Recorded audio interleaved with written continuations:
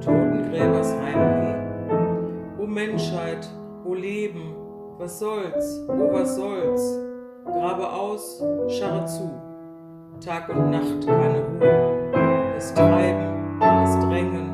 Wohin, o wohin? Ins Grab tief hinab. O Schicksal, o traurige Pflicht, ich trag's länger nicht. Wann wirst du mir schlagen, o Stund der Ruhe?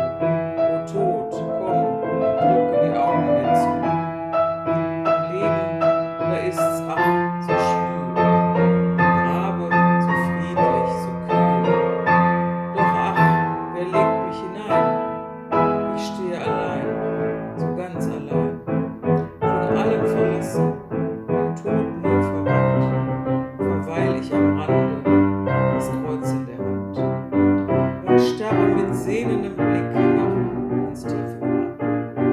O Heimat des Friedens, der seligen Land, an dich knüpft die Seele ein magisches Band. Du winkst mir von ferne, ewiges Licht, es schwinden die Sterne, das Auge schon bricht.